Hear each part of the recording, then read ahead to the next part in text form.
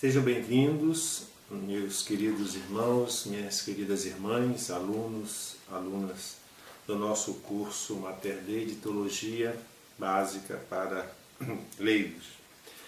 Nós hoje vamos para o nosso quinto vídeo, que nós estamos estudando nesse primeiro módulo, hoje é a quinta aula, sobre o credo. Já estamos no segundo artigo do credo que vamos começar hoje. No último vídeo nós falamos sobre o primeiro artigo. As duas últimas gravações, os últimos vídeos foram sobre o primeiro artigo. Creio em Deus Pai Todo-Poderoso, Criador do céu e da terra. Creio que tenha ficado bem explicitado, bem explicado. É claro que eu não exauri o assunto, não esgotei o assunto, porque nós não temos este objetivo. E sempre explico, sempre falo que isso aí não é a nossa pretensão, porque aí seria um curso de 4 anos bem aprofundado. Nosso curso aqui é básico, nós pegamos os pontos essenciais. Mas para iniciar a nossa aula de hoje, vamos novamente fazer a nossa oração inicial. Em nome do Pai, do Filho e do Espírito Santo. Amém. Senhor Deus, fazei que nós, vossos filhos, que buscamos conhecer mais os vossos ensinamentos, crescemos na nossa fé e no vosso conhecimento, para que possamos adorar-vos e amar-vos como vós mereceis. Por nosso Senhor Jesus Cristo, vosso Filho, na unidade do Espírito Santo. Amém. Em nome do Pai, do Filho e do Espírito Santo. Amém. Portanto, então, nós vamos continuar no nosso curso hoje sobre o segundo artigo. O segundo artigo do credo símbolo dos apóstolos, tem o seguinte enunciado: creio em Jesus Cristo, seu único Filho, nosso Senhor. Esse é o segundo artigo. Então nós hoje vamos nos deter na segunda pessoa da Santíssima Trindade, o Verbo encarnado de Deus, que é a pessoa de Jesus Cristo, que é o único Filho de Deus. Então, é interessante nós agora, dentro daquilo que nós estudamos sobre a Santíssima Trindade, sabemos que é um só Deus em 3 pessoas. Nós estamos estudando as 3 pessoas desse único Deus. A primeira pessoa foi o Pai. Agora nós estamos estudando o Filho Jesus Cristo. E vamos então retomando aí, sempre peço aos alunos, anotando com a sua caneta, seu caderno do curso, quaisquer dúvidas, anotem, que eu terei toda a alegria em poder esclarecer as dúvidas. Espero que não tenham tantas dúvidas, porque eu procuro explicar o máximo, dentro da medida do possível, é claro. Então vamos agora dar início ao nosso segundo artigo do credo. Creio em Jesus Cristo, seu único Filho, nosso Senhor. Esse segundo artigo do credo nos ensina que o Filho de Deus é a segunda pessoa da Santíssima Trindade, que ele é Deus também, eterno, que ele é onipotente, ele tem todo o poder, Criador e Senhor, tal como o Pai é. Porque não devemos nos esquecer, é um único Deus. Então, assim como o Pai é eterno, a segunda pessoa, o Filho unigênito de Deus, também é eterno. Assim como o Deus Pai, a pessoa do Pai é onipotente, a pessoa do Filho também é onipotente, é todo-poderoso também. É também Criador e Senhor como o Pai.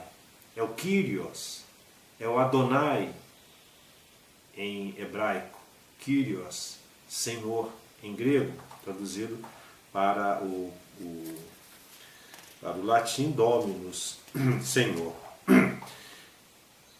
Que ele se fez homem, essa segunda pessoa da Santíssima Trindade, dentro da sua missão, ele para se comunicar aos homens, ele se fez homem, Deus se fez homem, Deus se encarnou. Não misturar encarnação com reencarnação. São duas coisas distintas e que não tem nada a ver. Reencarnação é um postulado da doutrina espírita, mentepsicose, né? As almas, na transmigração de almas, as almas vêm lá do mundo espiritual, isso é a doutrina espírita, né? Ela vem para esse mundo aqui e ela se encarna, né, num corpo, e para eles para ele, na concepção espírita, o homem não é corpo e alma, o homem é só espírito, o corpo é apenas uma prisão, é uma carcaça que tem que se livrar dela, que prejudica a sua evolução espiritual. E depois ele tem uma missão a cumprir aqui, dependendo dessa missão, ele vai voltar para o mundo espiritual ou se reencarnar, vai se encarnando até se purificar. E cada corpo não tem nada a ver com o seu eu espiritual, o seu princípio espiritual. Isso é espiritismo. Isso é uma doutrina errada para nós, é condenada pela igreja, não existe isso. Né? Para nós, o homem nasce uma só vez e morre uma só vez. E é aqui, nessa única vida que ele tem, que ele vai decidir o seu destino eterno, a sua sorte eterna. Né? Então, quando falamos em encarnação, não tem nada a ver com reencarnação ou doutrina espírita. Deus, a segunda pessoa da Santíssima Trindade, ele vem e assume a natureza humana. E como é que se assume a natureza humana? Tomando forma humana. E como se torna a forma humana? Se encarnando. É uma expressão semítica que significa ser homem, assumir a nossa natureza humana, se encarnar, tomar a forma de carne, como nós temos. Né? Então, Deus, a segunda pessoa da Santíssima Trindade, ele vem e assume a nossa natureza humana. Ele se faz homem, né? Ele se faz homem. Para quê? Qual a finalidade da vinda da segunda pessoa da Santíssima Trindade? Ou seja, por que Deus vem ao mundo e se encarna? Por que ele assume a natureza humana? Ele vem para nos salvar. Salvar de quê? Daquilo que nós estudamos no último vídeo, na última aula. Né? Que o homem pecou, né? Nossos primeiros pais, eles tinham tudo para fazer certo, escolheram errado. Então, Adão e Eva, como a cabeça, né? Eles são a cabeça de todo o gênero humano, a fonte de todo o gênero humano, eles tinham que tomar uma decisão crucial em nome de toda a criação humana. Só que eles escolheram errado, eles pecaram, desobedeceram a Deus. Mas Deus, quando expulsa-os do paraíso, e também ele amaldiçoa a serpente, ele fala para a serpente: porém inimizade entre ti e a mulher, entre a tua descendência dela. E esta descendência lhe esmagará a cabeça. Essa descendência é quem? É Cristo. Quem é Cristo? É Deus que vem justamente tomar a natureza humana, se tornar homem, para poder desfazer esse mal, anular esse grande pecado. O pecado de Adão e Eva foi tão grande que ofendeu a majestade, a grandeza de Deus. E nenhum homem teria estatura para desfazer isso. Qualquer ser humano, na situação degradada em que se encontrava após o pecado. Somente Deus, como homem, se encarnando, assumindo a nossa natureza, teria condições de desfazer o mal, que foi um mal infinito, um mal, digamos, da grandeza de Deus. O traje da majestade divina. Somente o próprio Deus poderia desfazer isso. Como ele fez? Ele decidiu, porque assim o quis. Esse foi o desígnio do próprio Deus, a sua vontade, que ele próprio assumisse a nossa natureza humana, se fazendo homem no seio da Virgem Maria, para poder nos salvar daquela situação ao qual nós fomos lançados por nossa própria decisão, por influência do demônio. Né? O demônio nos influenciou mal. Mas nós decidimos assim, na pessoa dos nossos primeiros pais. Né? Então, ele se fez homem. A segunda pessoa da Santíssima Trindade se fez homem para nos salvar. E que o Filho de Deus, feito homem, se chama Jesus Cristo. Né? Jesus é uma palavra hebraica, Yeshua, que significa Salvador, aquele que salva. Cristo é uma palavra grega, significa Christos, significa ungido. Em hebraico, Meshiá ou Messias, certo? Seria o ungido, o enviado, o escolhido de Deus. Então, Cristo ou Messias, Christos, Meshiá, é a mesma palavra, é o mesmo significado, só que um é Christos em grego e Meshiá, Messias em hebraico. Né? Então, Jesus, Cristo, o Salvador ungido, escolhido. O próprio nome de Jesus, ele já indicava a sua missão. A segunda pessoa da Santíssima Trindade se chama Filho. Mas por que Filho? Porque é gerada, essa segunda pessoa é gerada pelo Pai. Na eternidade. Ele não é criado. Tudo o que é criado é aquilo que sai da esfera da eternidade de Deus. Dentro da eternidade, lá na eternidade, onde não existe tempo, não existe criação, né? Só existe Deus na sua plenitude, ele se basta a si mesmo, Deus se satisfaz a si mesmo. Ele gera na eternidade o próprio Filho. Como é essa geração? É uma processão de Deus, né? São as processões divinas. O Filho, né, é gerado pelo Pai na eternidade. Né? O Pai se projeta para si mesmo, ou seja, ele gera a si próprio o Filho. Do Pai e do Filho procede o Espírito Santo, são as processões divinas. Né? E essa processão se dá via do intelecto de Deus, por via da própria inteligência de Deus. Isso para nós fica incompreensível. É claro que é um mistério, por isso que é mistério da Santíssima Trindade. Porque, como eu falei na última aula, nós pensamos sempre nas categorias humanas. Nós somos pensados dentro das nossas limitações. Não conseguimos, a nossa mente não consegue assambarcar, não consegue, digamos, assimilar essa compreensão. Né? Até um certo ponto, né, talvez, né, para alguns teólogos que estudam a fundo, eles conseguem, mas até um determinado ponto. Daí para frente é mistério, somente fé que nós temos que ter. E essa compreensão da Santíssima Trindade, repito mais uma vez, nós só teremos, né, a compreensão disso na eternidade com Deus no céu. Então, Jesus Cristo, a segunda pessoa da Santíssima Trindade, chama-se Filho, porque é gerado pelo Pai por via do intelecto do próprio Deus, durante toda a eternidade. Essa geração, né, do Pai, que gera o Filho, ela se dá por toda a eternidade. E por isso se chama Verbo Eterno do Pai. É a palavra eterna do Pai. É Deus, né, que se manifesta a si próprio, é Ele que se projeta a si próprio. Por isso que a palavra, verbo quer dizer palavra, eterna do Pai. Isso acontece na eternidade. Jesus Cristo, portanto, ele chama-se Filho único de Deus, porque Deus, na eternidade, só gera a própria segunda pessoa. Então ele é o Filho único, só tem ele. Além de haver-nos criado juntamente com o Pai e o Espírito Santo enquanto Deus, também nos remiu enquanto Deus e homem. Né?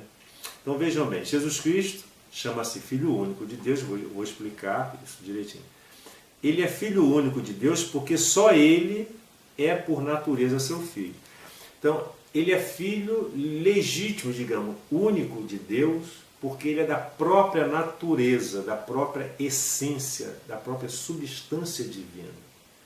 Então, por isso que Jesus é Deus, por isso a segunda pessoa da Santíssima Trindade é Deus, porque é da própria natureza de Deus. Ele é divino também. Mas é o próprio Deus que gera, né, a segunda pessoa na eternidade. E essa segunda pessoa que é gerada é divina, porque é da própria natureza de Deus. Por isso que é Filho de Deus. Nós atribuímos a ele esse nome de Filho, porque ele é gerado na própria eternidade de Deus, da própria natureza de Deus. Né? E nós, seres humanos, que somos criaturas, somos da criação, somos seus filhos por criação e por adoção. Né?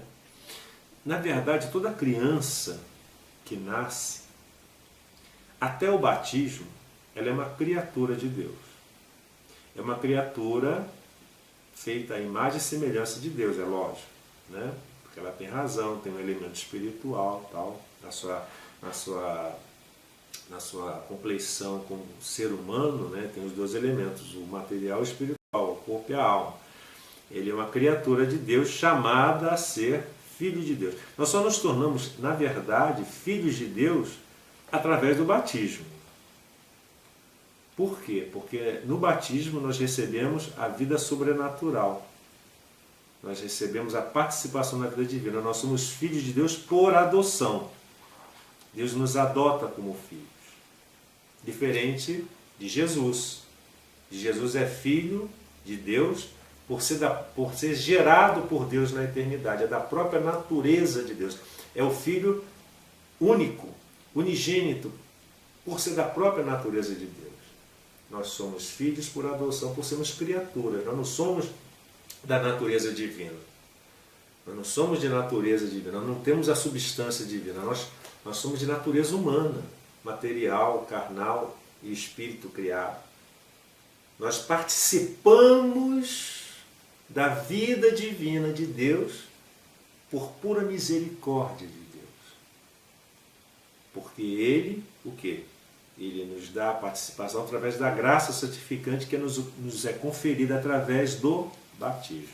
Né? Então, somente Jesus, a segunda pessoa da Santíssima Trindade, somente Ele é filho da própria natureza de Deus, é o Filho por excelência.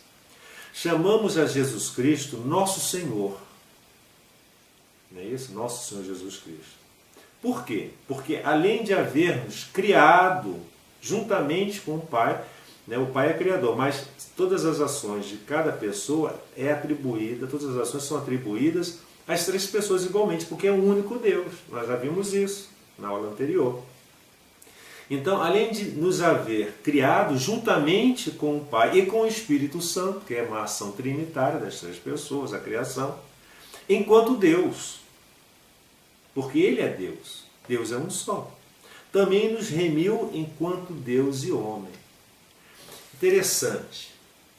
Quando Deus também nos cria o Filho e o Espírito Santo, as três pessoas, numa única ação, por ser um único Deus, eles nos criam. Né? Realiza toda a criação, faz surgir a existência, toda a criação, inclusive nós, que fazemos parte da criação. Mas quando nos salva, interessante aqui, que Deus nos redime e nos salva enquanto Deus, que é uma ação salvífica, só Deus, e enquanto homem. Por quê? Porque quando Ele realiza o ato de salvação, que é a sua encarnação, toda a vida de Cristo, toda a missão de Jesus, desde a sua concepção virginal no seio da Virgem, até a sua ascensão aos céus, toda essa missão específica do Filho, que é uma ação também trinitária, Ele nos salva enquanto Deus, mas enquanto homem. Ele tinha que se fazer homem, Deus, para nos salvar. Mas alguém poderia falar, sim, mas Deus poderia nos salvar de dedos, se Ele quisesse. Independente de se encarnar, sofrer, ser crucificado. Poderia? Deus pode tudo. Mas por que Ele fez dessa maneira? É um mistério. O próprio Cristo diz que Ele tinha que passar por isso. O Filho do Homem tem que ser, passar pelo julgamento dos homens, ser crucificado, ao terceiro dia. Jesus sabia que isso ia acontecer, porque Ele é Deus. Esse era o desígnio de Deus. Agora, o motivo por que Deus escolheu ser dessa forma, nós podemos construir várias teorias teológicas sobre isso. Mas a verdade, o porquê Deus decidiu assim, dessa maneira, só Ele pode explicar. Né? Por quê? Porque aquele negócio, como eu falei no início dessa aula, Deus, Ele foi ultrajado de uma maneira definitiva e solene através da primeira escolha dos nossos primeiros pais, que representavam todo o gênero humano, e a decisão que eles tomassem naquele momento probatório desde a criação seria definitiva. E como foi uma decisão definitiva errada, ultrajante para Deus, na sua majestade, na sua bondade da criação que Ele teve, em especial carinho e amor pelo homem, pelo ser humano, era necessário que alguém compensasse, satisfizesse, reparasse essa ofensa a Deus. Então Deus escolheu essa forma. E assim nós devemos aceitar e crer. O Filho de Deus, feito homem, se chama Jesus. Como eu falei, Yeshua significa Salvador, aquele que salva. Porque nos salvou de quê? Da maldição, da morte eterna, merecida por causa dos nossos pecados. Os pecados dos nossos primeiros pais, que nos transmitiu por geração, né, natural, em virtude do próprio gênero humano, e por causa dos nossos pecados. Porque Deus, quando cria cada um de nós, Ele dá a liberdade de cada um de nós, todas as pessoas do mundo inteiro, de decidirmos, de escolhermos. Né? Além, né, daquele pecado original que deu aquela condição de Adão e Eva escolherem a Deus, Deus nos dá essa chance de nós escolhermos também, que se chama livre-arbítrio. É o exercício da liberdade de escolha consciente, né, de escolher ou não a Deus. Estamos integrados na missão de Deus, nos desígnios divinos. Né? Mas, infelizmente, muitas pessoas não entendem, não aceitam esse tipo de ensinamento. Né? Até mesmo uma criancinha que morre no seio materno, ela teria condições, quando crescesse, de escolher a Deus. Mas uma criança, como ela não chegou a vir à luz, não foi dada à luz a oportunidade de escolher, Deus, na sua misericórdia, Deus a acolhe. Né? Mas as pessoas que promovem o aborto, que fazem todo tipo que não dão essa oportunidade às outras pessoas de decidirem, elas irão responder diante de Deus por aquele ato. Então o homem, vejam bem, o homem foi predestinado, aqui, né, a predestinação aqui no sentido de desígnio, né, não existe destino fatal, isso é fatalismo, é outra modalidade de espiritismo, né? Não é nada disso. Isso aqui é a predestinação no sentido de que Deus tem um plano, e dentro desse plano Ele designou, Ele tem os seus desígnios, ele tem como realizar esses planos. É claro que Ele respeita a nossa decisão em participar ou não desse plano. Mas todas aquelas pessoas que decidem, não, eu quero aceitar, me submeter a Deus, eu quero participar desse plano de Deus, eu quero ser totalmente de Deus, eu quero agir inspirado por Deus, eu quero ser um instrumento, uma ferramenta de Deus. Essas pessoas são inseridas dentro daquilo que Deus já tinha predeterminado. Né? Então o homem foi predestinado a reproduzir o quê? A imagem do Filho de Deus feito homem. Todos nós somos uma imagem do próprio Cristo, né? Imagem do Deus visível, conforme Colossenses capítulo 1, versículo 15. A fim de quê? A fim de que Cristo seja o primogênito de uma multidão de irmãos e irmãs. Então, quando nós fomos predestinados a reproduzir a imagem do Filho de Deus, enquanto criaturas, Cristo, quando se encarna, Ele assume a posição de primogênito de todos os seres humanos, de toda a raça humana, dos homens e mulheres. Como assim primogênito? Porque é o primeiro que vai restaurar a nossa amizade com Deus, né? Restituir a vida eterna. Ele é o primeiro, né? Enquanto homem. Né? O homem é corpore et anima unus. O homem é unidade de corpo e alma, como nós vimos isso. Né? O homem, a essência humana, o homem é essencialmente corpo e alma. Né? Essa concepção errada de que o homem é só espírito e que o corpo é um invólucro, é uma carcaça, é um peso morto, é uma coisa que tem que ser livrada. Não, nós temos que ter o cuidado com o corpo, o carinho com o nosso corpo. Não exagero, né? Não uma corporolatria, né? Mas ver o corpo como um dom de Deus, faz parte da nossa constituição enquanto homem, o corpo e a nossa. Por isso que nós devemos cuidar da alma e cuidar do corpo, a nossa saúde, né? A nossa limpeza, a nossa higiene. Por isso que a igreja, o catolicismo, de certo modo, o cristianismo, tem um cuidado com o corpo humano, com o corpo cadáver. Quando a pessoa morre, falece, né, a igreja tem aquele cuidado de guardar aquele corpo para que ele seja preparado para a ressurreição dos mortos. Esse é o sentido do enterrar, do cemitério. A palavra cemitério é uma palavra de origem grega, que é meterion, que significa dormitório. A palavra cemitério vem do grego, que significa dormitório. É lá onde estão adormecidos os corpos, não as almas, mas os corpos, porque existe uma concepção protestante que diz que a alma fica ali adormecida, no torpor espiritual. Não, nada disso, está errado. A alma, quando se separa do corpo, ela vai para o seu julgamento primeiro, julgamento individual. Isso ainda vamos estudar lá na frente. Mas o que eu quero dizer é o seguinte: quando a alma se separa do corpo, a alma vai para Deus, para o seu julgamento, e o corpo fica esperando a ressurreição. Ou para a vida eterna ou para o inferno. Vai ficar esperando a ressurreição. Por isso que devemos ter cuidado e a obrigação, que é um dos mandamentos da igreja, dos 5 mandamentos, enterrar os mortos. Não deixar o corpo, né, ao bel prazer dos abutres ou apodrecer sobre a terra, não.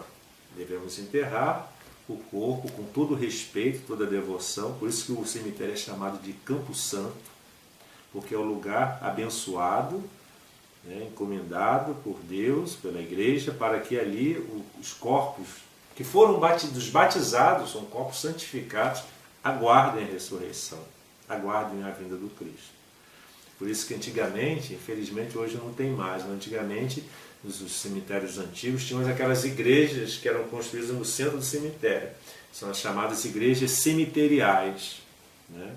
Porque ali estão os batizados, estão os justos esperando a vinda do Cristo. Os cristãos estão ali. Por isso que a igreja sempre teve uma reserva muito grande em relação à cremação dos corpos. Porque a cremação tem um sentido de paganismo, né? Porque acabou, né? Acabou a vida, a alma acabou, por aí acabou tudo. Para que conservar esse corpo aqui? Se não tem ressurreição, por que vai conservar? Queima isso e espalha na natureza. Tem essa concepção pagã. Por isso que nós temos reservas, a igreja tem essas reservas contra a questão da cremação dos corpos, né? O ideal é que o corpo seja enterrado. Enterrado por quê? Aguardando a ressurreição, né? Vai ficar ali reservado, guardado, dormindo, né, no dormitório, aquele corpo, se deteriorando, é claro, né, vai virar pó, vai virar o esqueleto, mas não importa, porque o poder de Deus vai restaurar tudo, né? E essa é a nossa fé. Então, o homem é corpo e alma, a unidade do corpo e alma. A doutrina da fé afirma que a alma espiritual é imortal e é criada diretamente por Deus. Deus, quando cria a alma, nós vimos isso, ela é imortal. E Deus não criou o homem solitariamente. Desde o início, Deus, né, os criou varão e mulher, homem e mulher, Gênesis capítulo 1, versículo 27. E esta união constitui a primeira forma de comunhão de pessoas, o homem e a mulher, né? O homem e a mulher se unirão e formarão uma só carne. O que é uma só carne? São os filhos. Eles formarão uma unidade e gerarão filhos, né? Por isso que a igreja defende a concepção natural e tradicional da família, homem e mulher. Não é homem com homem, nem mulher com mulher, ou agora que já estão surgindo homem com animal, cachorro, não existe isso. Isso são aberrações. Isso aí são derivações da influência satânicas e diabólicas, que estão para destruir a família. É homem e mulher que se unem sob as bênçãos de Deus para formarem uma família, uma só carne, gerarem filhos, né? Essa é a concepção verdadeira e autêntica da família, que hoje o Estado paganizado, Estado laico, que não existe, porque Estado ou é Estado ou não é Estado, não existe Estado laico, isso é uma concepção cunhada pelo paganismo, pelo ateísmo, um artifício para destruir a família e a tradição judaico-cristã. A revelação dá-nos a conhecer o estado de santidade e de justiça originais, né? Quando Deus revela esse fato na Bíblia de Adão e Eva, ele quer dizer o seguinte: olha, no começo era assim, que até a revelação haviam várias teorias de como surgiu o homem. Nós vemos na mitologia grega, na mitologia romana, na mitologia celta, né, várias ideias de como surgiu a estrela que viu. Nós vemos isso aqui no Brasil, entre os nossos índios, né? Existem várias mitologias de como surgiu o homem, surgiu a mulher, a gente sabe que tudo isso é fábula. Aí Deus vem e fala, não foi nada disso, foi assim que aconteceu. E Ele nos revela, está lá no relato bíblico. Né? Então a revelação por parte de Deus dá-nos a conhecer o estado de santidade, de justiça originais nas quais nós fomos criados, antes do pecado. Infelizmente nós perdemos aquele estado original de inocência, daí da graça santificante. Era a amizade deles, dos nossos primeiros pais, com Deus, adivinha, ou seja, vinha a felicidade da existência deles no paraíso. Vivíamos felizes no paraíso, os nossos primeiros pais. Né? Depois do pecado, nós perdemos, infelizmente, esse estado original. Foi o próprio Pai Eterno quem deu o nome de Jesus ao Filho de Deus, feito homem. Foi o próprio Deus. Deus, quando, através do arcanjo São Gabriel, quando ele aparece a Nossa Senhora, na casa dela, em Nazaré, e anuncia que ela vai ser a mãe do Salvador, e revela ela o mistério da encarnação de Deus no seu seio virginal, e diz que o nome dele será Jesus. O Filho de Deus se chama também Cristo, que quer dizer ungido e consagrado, como expliquei, Christos, em grego, Messias, ungido, consagrado, escolhido. Porque antigamente, né, a gente sabe que se ungiam os reis, que é ungir, é derramar o óleo, era um óleo especial, um óleo preparado, e também se ungiam os reis, os sacerdotes e os profetas. Eram essas três categorias que eram ungidos, os reis, os sacerdotes e os profetas. E Jesus, nós sabemos que ele é o Rei dos Reis, o reino de Deus. Se é um reino, tem que ter um rei. Quem é esse rei? Jesus. Ele é o sumo sacerdote. Por quê? Porque é aquele que oferece a Deus o sacrifício. E é o sumo profeta, é aquele que anuncia, traz a mensagem de salvação. Né? A unção de Jesus não foi corporal. Ou seja, a escolha de Jesus, a consagração de Jesus não foi corporal, como a dos antigos reis, sacerdotes e profetas.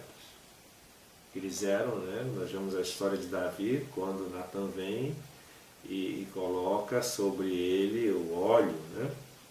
Arão também foi ungido por Moisés, tem aquele salmo que fala sobre o óleo que desce a barba de Arão até a fímbria da orla do seu manto. Né? Mas a unção de Cristo foi toda espiritual e divina, porque a plenitude da divindade habita nele substancialmente. Porque quando se ungiam os reis, os profetas e os sacerdotes, a unção significava que eles eram abençoados, eles eram ungidos. Mas o próprio Cristo, a sua unção já reside nele mesmo, porque ele é a plenitude da divindade. Substancialmente, por natureza, ele já é divino. E os homens tiveram conhecimento de Jesus Cristo antes da sua vinda, pela promessa do Messias que Deus fez aos nossos primeiros pais, Adão e Eva. Nós vimos isso, que já lá, né, no paraíso, quando eles acabaram de pecar, e Deus vem, já promete ali, o Messias, que vai restaurar a criação e todo o gênero humano. E ele renovava isso através dos santos patriarcas, que foram os nossos pais, os patriarcas, né? Noé, Abraão, Moisés, Jacó, né? E pelas profecias e muitas figuras que o designavam. Através das profecias Deus vinha, né, renovando aquilo. E muitas pessoas que ele designava como sinal de salvação. Nós sabemos que Jesus Cristo é verdadeiramente, nós cremos cabalmente que Jesus Cristo é o Messias e o Redentor prometido. Nós cremos nisso. Os judeus não acreditam, até hoje eles esperam o Messias. Muitas pessoas hoje que não são cristãos não acreditam em Cristo. O Espiritismo mesmo diz que nele não é pessoa divina. Eles não aceitam a pessoa de Jesus. Né? Mas nós, cristãos, católicos, nós cremos e sabemos que Jesus é o Messias verdadeiramente, ele é o Redentor, porque nele se cumpriu aquilo que Deus havia prometido. Primeiro, tudo o que anunciavam os profetas se cumpriu em Jesus. O profeta Isaías, Jeremias, Ezequiel, Baruque, Amós, Joel, todos. E segundo, tudo o que representavam as figuras do Antigo Testamento. Então, aquelas figuras de Moisés como libertador, né? Abraão, pai da fé, né? Sansão, que era a fortaleza, o juiz, né? De Israel, tudo representava a figura de Cristo, aquele que viria de fato governar e libertar o homem. Essas profecias prediziam a tribo e a família da qual deveria sair o Redentor, o lugar e o tempo de nascimento. As profecias já estavam dando dicas de qual tribo ele sairia, de onde ele sairia, o tempo que ele apareceria, que ele surgiria. Os seus milagres e as menores circunstâncias de sua paixão e morte, iam dizer os milagres que Jesus, né? Aquela passagem de Isaías, né? O Senhor me enviou para ungir, para curar os cegos, curar os coxos, tal. Ele iria fazer isso, né? A sua paixão e morte, lá nós temos em Isaías o servo de Javé, que ele seria esbofeteado, humilhado, punido, né? A sua ressurreição e ascensão ao céu, o seu reino espiritual, universal e perpétuo, que é a Santa Igreja Católica. A Igreja Católica Apostólica Romana é o seu reino espiritual. Reside na Igreja a promessa de Deus do seu reino. As principais figuras do Redentor, aquelas pessoas que prefiguravam, davam sinal de Jesus, que eram figuras de Jesus, do Redentor, no Antigo Testamento, nós podemos exemplificar, como eu falei ainda há pouco, por exemplo, Abel, né, que oferecia o sacrifício agradável a Deus. O sumo sacerdote Melquisedeque, que era sacerdote e rei de Jerusalém, quando Abraão vem da batalha, passa por Jerusalém, e Melquisedeque oferece o pão e o vinho em sacrifício a Deus. O sacrifício de Isaac, lá no monte, quando ele leva o seu filho, né? José, vendido por seus irmãos, foi traído e vendido. O profeta Jonas, né, que Deus designou para ir a Nínive, ele fugia até que Deus, né, fez a tempestade em alto mar, jogaram no oceano bravo, lá no meio da tempestade, ele foi engolido por uma baleia, ficou 3 dias dentro da baleia, prefigurando a ressurreição, ao sepultamento de Cristo. O Cordeiro Pascal, que Moisés pede que o povo faça, segundo as instruções de Deus dado a ele, para que fizesse um cordeiro de Páscoa, Cordeiro Pascal. A serpente de bronze no deserto, quando Moisés lá, né, o povo blasfemando, reclamando, e Deus vem, manda as serpentes para dizimar o povo, aí Moisés intercede, Senhor, perdão, misericórdia, Deus, então faça uma serpente e coloque na pendura de bronze, né, numa haste, para que quem olhar para ela será curado. Né? Nós olhamos para Cristo pendurado na cruz. Né? Sabemos que Jesus Cristo é verdadeiramente Deus.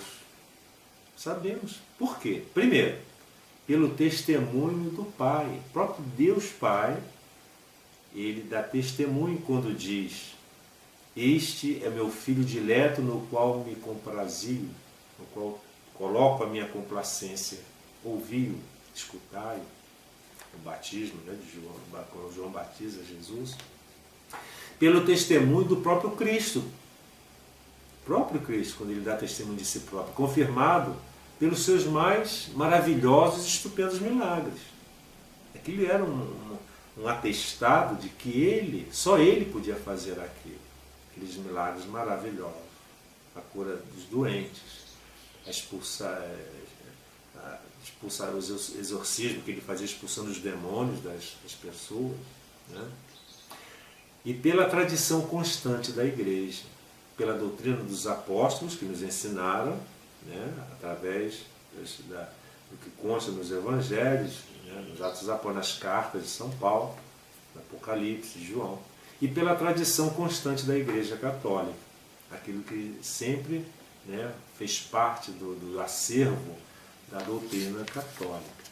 Os principais milagres operados por Jesus Cristo são, além da sua ressurreição, que é o maior milagre de Cristo, digamos assim, foi a sua ressurreição, mas também a saúde restituída aos enfermos, a restituição à vista aos cegos, a audição aos surdos e a ressurreição dos mortos. O grande, né, milagre de Cristo foi aquele de Lázaro, muito bem relatado nos Evangelhos, que já estava parece que no quarto dia já estava cheirando mal, estava podre, já estava em deteriorização, se deteriorando, já estava em putrefação, o corpo de Lázaro se deteriorou. Jesus restaurou o seu corpo, trazendo-o à vida, o grande milagre de Jesus. Então esse, digamos, é a segundo artigo, né, que eu apresentei agora para vocês, né? Nós temos 12 artigos e agora nós vamos entrar no terceiro artigo, que foi concebido pelo Espírito Santo e nasceu da Virgem Maria. Esse é o terceiro artigo do credo, do símbolo dos apóstolos. Primeiro, creio em Deus Pai Todo-Poderoso, Criador do céu e da terra. Segundo, em Jesus Cristo, o único Filho do nosso Senhor. Terceiro, que foi concebido pelo Espírito Santo, nasceu da Virgem Maria. É isso que nós vamos agora, né, ver aqui nesse nosso curso. Terceiro artigo, que foi concebido pelo poder do Espírito Santo, nasceu da Virgem Maria. Neste terceiro artigo do credo, ensina que Jesus, como nós vimos, tomou um corpo humano e uma alma humana, como nós temos no seio da Puríssima Virgem. Ele assumiu no seio virginal de Maria, através da anunciação do anjo, Deus fecunda a Nossa Senhora, a intervenção divina. Ele assume um corpo e uma alma, por obra de quem? Do Espírito Santo. O anjo fala para Nossa Senhora, né? Isso será a obra do Espírito Santo que vai se realizar em ti. E ele nasce da Virgem Maria, Nossa Senhora. Depois, quando formos estudar Mariologia, nós vamos ver que Nossa Senhora foi virgem antes, durante e após o parto de Jesus. Esse negócio de dizer que Nossa Senhora teve outros filhos, São José, não sei do que, isso aí, né, é má interpretação da Bíblia, isso é má orientação. As pessoas que explicam, falam isso, estão equivocados, interpretam errado. É falta de conhecimento bíblico, é falta de conhecimento de exegese bíblica, é uma ignorância muito grande, né? A pessoa, para poder estudar a Bíblia a fundo, de uma maneira, digamos assim, científica, séria, a pessoa tem que saber pelo menos o hebraico e principalmente o grego, porque todo o Novo Testamento é escrito em grego, né? Apesar, são várias traduções que nós temos, mas se você quer estudar mesmo a fundo, de uma maneira séria, tem que estudar essas línguas para poder entender. Então não basta, né, pegar a Bíblia, né, olhar, né, e vou, né, interpretar. Não é assim, né? O livre-exame da Bíblia está errado, isso é a ideia de Lutero, né? É heresia isso daí. Né? A igreja, o magistrado da igreja que interpreta, porque ela é preparada para isso. Né? Então esses negócios de dizer que Nossa Senhora foi virgem ou não foi virgem e que depois do parto ela teve, isso aí é falta de conhecimento, é ignorância pura. Né? E verifica-se nesse mistério da encarnação de Cristo que alguns elementos superam a ordem da natureza e que outros lhe são conformes. Né? Supera a ordem. Como uma mulher vai ser fecundada, conceber um filho, você não tem concorrência de um homem. Só mesmo milagre, só mesmo o poder de Deus. Cremos que o corpo de Cristo se formou puríssimo, se formou do puríssimo sangue da Virgem, sua mãe. O sangue de Cristo era o sangue da sua mãe. E nisso reconhecemos uma operação da natureza humana. Quer dizer, a ação de Deus no seio da Virgem, concebendo através da obra do Espírito Santo, a pessoa de Jesus enquanto homem, teve a colaboração humana de Nossa Senhora. Quando ela o nutre através do seu sangue. O sangue de Cristo provém do sangue de Maria. Né? É comum que todo o corpo humano se forme do sangue materno, porque o sangue é o veículo dos nutrientes que vão formando naquele óvulo fecundado. A pessoa que foi concebida está crescendo ali, né? No seio materno. Né? Inclusive o milagre de Lanciano, na Itália, né? Aquela hóstia que se transformou em carne e sangue, né? No século XII, se eu não me engano. Os cientistas pegaram aquele tecido, a hóstia transformada em carne, aquele tecido vem do miocárdio, do coração. E que digamos, a citobiologia daquele sangue, daquela carne, daquele tecido, ele contém sangue, né? Não tem o Y de homem, tem de mulher, XX, né? Na sua concepção, digamos, na sua citogenia, ou seja, não há concorrência de homem, e é um sangue de coração, indicando, né, que aquele sangue é do amor, vem do coração de Cristo, e que o sangue de fato de Nossa Senhora não teve concorrência de homem para a concepção de Cristo. Nós sabemos também que essa obra, essa ação do Espírito Santo no seio da Virgem é uma obra da Santíssima Trindade. É atribuída ao Espírito Santo, mas é trinitária. Toda a ação de uma das pessoas é das três pessoas.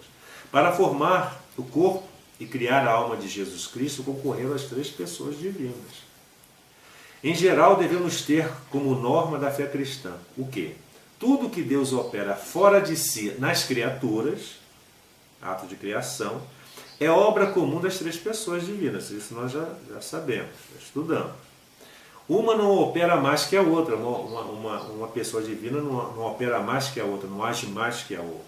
Nenhuma sem a outra. É sempre uma ação trinitária, única. A única coisa que não pode ser comum a todas as pessoas é o modo de proceder uma da outra, né? Como nós estudamos, né? As processões divinas na eternidade. É a única coisa que não pode ser comum a todas elas. Uma é própria do Pai, outra do Filho, e do Pai, do Filho e do Espírito Santo. Com efeito, só o Filho é gerado pelo Pai. Sim, está vendo? Como nós, nesse estudo aqui, nós sempre estamos voltando ao primeiro artigo, creio em Deus Pai Todo-Poderoso, a questão da Santíssima Trindade. Por isso que é necessário sempre entender aquele primeiro artigo, para quando chegarmos nos outros artigos, sempre nos remeter àquele, para iluminar esse mistério que nós estamos estudando nesse artigo. Então, a única coisa que não se pode ser comum a todas as pessoas é o modo de proceder uma da outra. Com efeito, só o Filho é gerado pelo Pai. O Espírito Santo procede do Pai e do Filho, como nós, né, já estudamos, estamos aqui novamente revendo. Tudo, porém, o que operam para fora é obra comum das três pessoas. Enquanto na eternidade, em si próprio Deus, cada um, né, tem a sua própria obra, sua própria missão e ação dentro da própria Trindade, cada um tem a sua própria. O Pai é que gera o Filho e o Pai geram o Espírito Santo, do qual procede. Mas fora da própria essência de Deus, naquilo que Deus cria, né, para fora, o que é obra, é a ação comum dos três. Porque Deus é um só. Disse que se foi concebido do Espírito Santo porque a encarnação do Filho de Deus é obra de bondade e de amor. E as obras de bondade e de amor se atribuem ao Espírito Santo. Né? Foi concebida pelo Espírito Santo. Por quê? Porque foi uma obra de bondade e amor de Deus. Mas é obra pela ação do Espírito Santo. Mas é a ação de um só Deus, do Deus, das três pessoas da Santíssima Trindade. O Filho de Deus fez-se homem sem deixar de ser Deus. quando ele assume a nossa natureza humana no seio da Virgem, Jesus não abdica de ser Deus. Ele continua sendo Deus. Jesus Cristo é Deus e homem. Ele é de natureza divina, mas agora assumiu também a natureza humana, ao mesmo tempo, simultaneamente. Perfeito Deus, ele é Deus perfeito, Deus está ali na sua totalidade, mas é também perfeito homem, porque ele assumiu perfeitamente a natureza humana. Assim, Jesus, que é Deus, há duas naturezas, a natureza divina e a natureza humana. A essa união dessas duas naturezas, na pessoa de Jesus, nós chamamos de união hipostática. É um termo técnico chamado união hipostática. Na pessoa de Jesus estão as duas naturezas, humana e divina. Jesus não tinha duas pessoas nele, ele era uma pessoa só. Mas que pessoa é essa? É a segunda pessoa, é o Verbo de Deus, mas ele tinha duas naturezas. A de Deus, que ele é divino, mas ele assume na história, no tempo, ele assume a natureza humana. Então Jesus tem as duas naturezas, a humana e a divina. Entretanto, o Filho de Deus feito homem, não há senão uma pessoa, isto é, a divina, embora haja duas vontades, uma divina e humana. Né? Jesus, ele tinha duas vontades em si próprio, enquanto ser humano, enquanto Deus. A vontade divina e a vontade humana. O Verbo, que é a pessoa de natureza divina, que é Deus, assumiu de tal forma a natureza humana que a pessoa e hipóstase das naturezas humana e divina é uma e a mesma. Daí hipostática, hipóstase, né? Essa união numa só pessoa das suas duas naturezas. É uma só, uma e a mesma. Daí resultou que nessa admirável união das duas naturezas, humana e divina de Jesus, se conservaram as operações e propriedades de uma e outra natureza. Como assim? Bem, a natureza divina, ele tinha todo o conhecimento de tudo, que ele é Deus. Enquanto humana, ele tinha tudo aquilo que era da limitação humana. Jesus sentia fome, Jesus sentia sede, ele devia se cansar, se corresse, caminhasse, poderia até sofrer algum tipo de enfermidade, como todo ser humano, né? Uma gripe, né? Jesus tinha que tomar banho, dor de dente, quando ele era bebezinho, quando começaram a surgir os primeiros dentinhos da dentição de leite, ele provavelmente sentia dor. Então ele não deixou de ser homem, tanto que ele sofreu e morreu na cruz. Quando bateram em Jesus, escarraram em Jesus, deram cipuadas em Jesus, saiu sangue. E romper tecido é próprio do ser humano.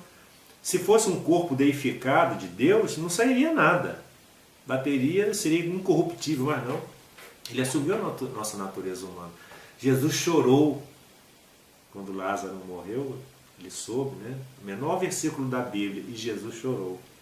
De tristeza. Né? Jesus tinha também, né, essas propriedades humanas.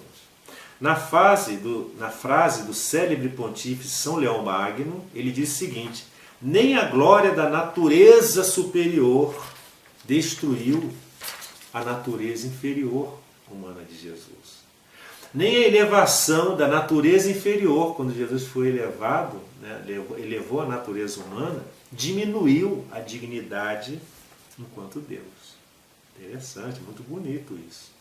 O Filho de Deus e o Filho de Maria são a mesma pessoa, pessoa com letra maiúscula, a mesma pessoa da Santíssima Trindade, a segunda pessoa. Isto é, Jesus Cristo, verdadeiro Deus e verdadeiro homem.